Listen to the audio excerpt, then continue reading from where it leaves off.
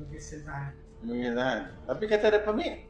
Satu lah ni. Ni cerita dia. Dia buatkan permit. Kata nak lepaskan adik dia yang tangkap lah. So, kita orang pun tunggu-tunggulah. Kalau nak bagi jaminan, kena tambah duit lagi. Ni permit ni betul ke tak betul?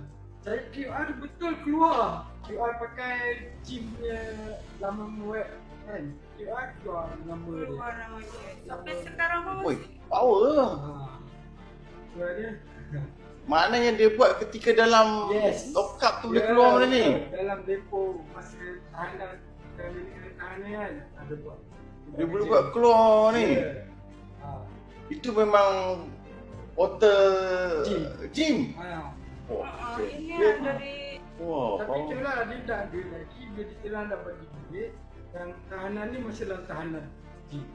Kalau dah ada permit, kenapa dia tak lepas? Itulah masalahnya. Dia tak tahu.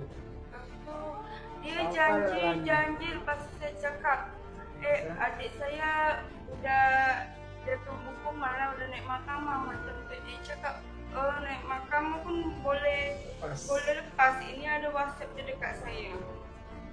Bagaimana mungkin permit kerja dikeluarkan kepada individu yang sedang ditahan dalam depo imigresen?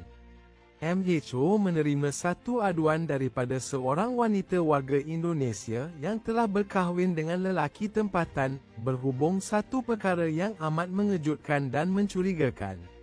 Menurut beliau, seorang individu bergelar Datuk telah menawarkan untuk membuat pas lawatan kerja sementara PLKS secara elektronik e-pass bagi adik beliau, sedangkan adiknya ketika itu sedang ditahan dalam depo imigresen.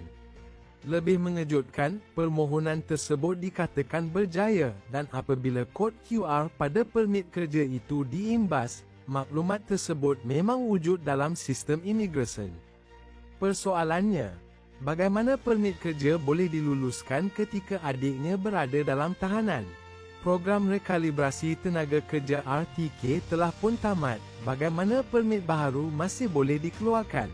Siapa yang meluluskan dan bagaimana sistem boleh mengesahkan sesuatu yang secara logik tidak masuk akal?